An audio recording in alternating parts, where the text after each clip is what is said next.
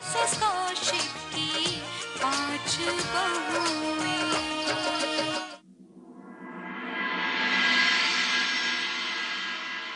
गहना भाभी, सिमरन, रिया, अब मैनू लगता है हमारे को ही जाके ना मम्मी जी से गल करनी चाहिए।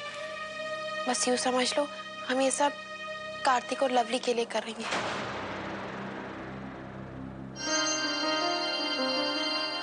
चलो हम लोग भी चलते हैं, इसे आराम करने दो।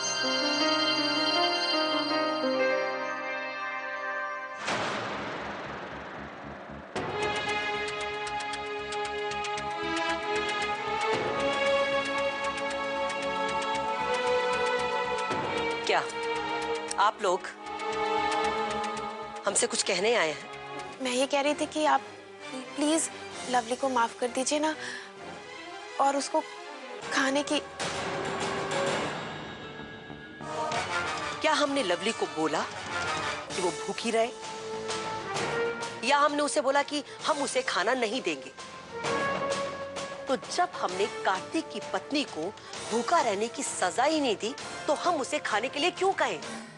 माँ साहब, वो अब आप जो कह रही हैं बिल्कुल सही कह रही हैं, लेकिन ये भी सच है कि अगर आपने लवली को खाना खाने की अनुमति नहीं दी तो वो खाना नहीं खाएगी। बस एक बात को बार बार मत दोहराओ।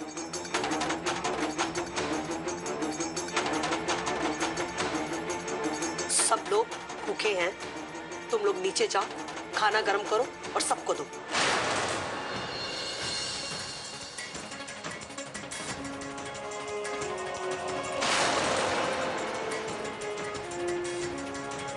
तुम जिद छोड़ो और चलो खाओ। कार्तिक प्लीज समझने की कोशिश करो। भाभी को गए हुए काफी वक्त हो चुका है, लेकिन अब तक मासा का जवाब लेकर कोई भी नहीं आया। ठीक है, मैं खुद ही जाके कुछ करता हूँ।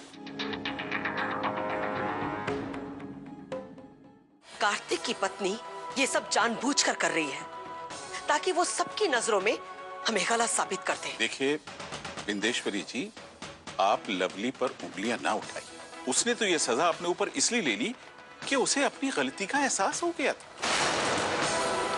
इतना हट आपको शोभा नहीं देता, जाने दीजिए। ये लो।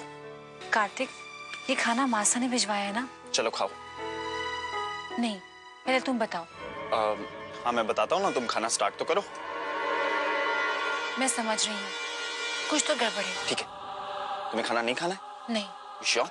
ठीक है, मत खाओ। तुम भी खाना मत खाओ, मैं भी खाना नहीं खाऊंगा। हम दोनों भूखे रहेंगे। अच्छा ठीक है, मैं खाना खाऊंगी। Good girl. जल्दी खिलाओ ना, बहुत भूख लगी है।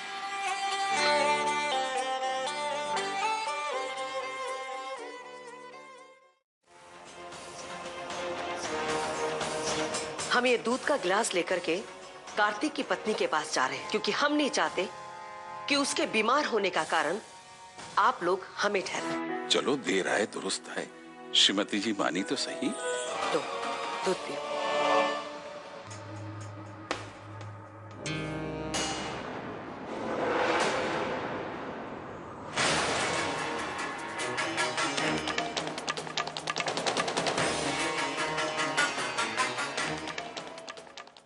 अगर तुमने खाना खा लिया था तो ये सब नाटक करने की क्या जरूरत थी?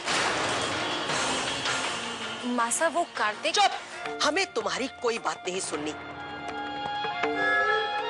आज हमें यकीन हो गया कि तुम कभी भी सुधर नहीं सकती। थैंक गॉड, माँ ने लवली का उपवास खुलवा दिया। अरे कार्तिक बेटा, हमारी तारीफ करो। अगर हम तुम्हारी मासा को पटरी पे नहीं लाते ना तो ये कुछ नहीं होता। हमने कहा था ना सा कि ये छोरी कभी भी सुधरने वाली नहीं है। अरे अब क्या हुआ?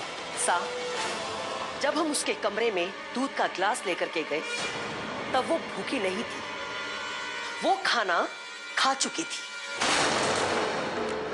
ये छोरी किसी भी हद तक जा सकती है। नहीं माँ, इसमें लवली की कोई गलती नहीं है। मैंने उसे समझा बुझाकर खाना खिलाया था। अच्छा, जब ऐसे ही था तो ये बात उसने दूध पीने से पहले क्यों नहीं बोली? माँ, हो सकता है उसे ऐसा लगा हो कि आप इतना प्यार से दूध लेकर आई हैं। अगर आपको पता चलेगा कि वो पहले ही खाना खा चुकी है तो आपको दुख होगा। हमारी तो कुछ समझ में नहीं आ रहा। बैठिए, खाना खाओ। गहना, और जी मनहूस की आवाज, और जी चैन से खाना भी नहीं खाने देती। जरूर कुछ ना कुछ मांगने ही आई है। और बोलो क्या चाहिए? अरे ना बिट्टू भाई साहब ना, आज तो मैं कुछ मांगने के वास्ते नहीं बल्कि कुछ देने के वास्ते आई हूँ। आरती, तुम देख ही रही हो कि सब लोग खाने के लिए बैठे हैं, इसलिए जो कहना है साफ साफ कहो। और ये भाई साफ साफ बात ये है कि मैं सारी बिंदनियों को न्योता देने आई हूँ। कैसा न्योता? अरे भाई कल सुबह मोहल्ले की सारी लुगाइयों ने माता रानी की पूजा रखी है सुबह 10 बजे, बस जय के लिए। कुछ और काम है तुम्हें? न्योता दे दिया ना? हाँ, न्योता तो दे दियो मैंने। अरे हाँ, कहना तो भूल ही गई कि मोहल्लों की लुगाइयों ने कहलवायो है कि जरूर से याद करके कार्तिक की लुगाई को लावे।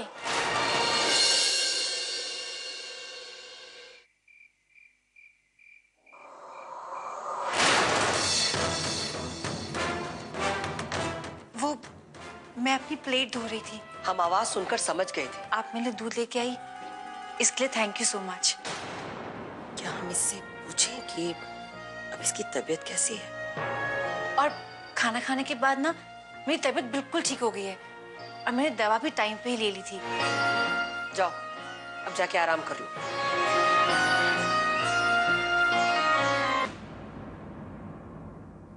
हालांकि मासा मुझे पसंद नहीं करती, लेकिन फिर भी उन्हें मेरा कितना ख्याल है। आई एम श्योर कि मैं मासा का दिल जीत सकती हूँ। फिर भी उसके लिए मुझे काफी मेहनत करनी पड़ेगी। सबसे पहले तो टाइम से उठना और पूजा में शामिल होना। कौशिक की 5 बहुएं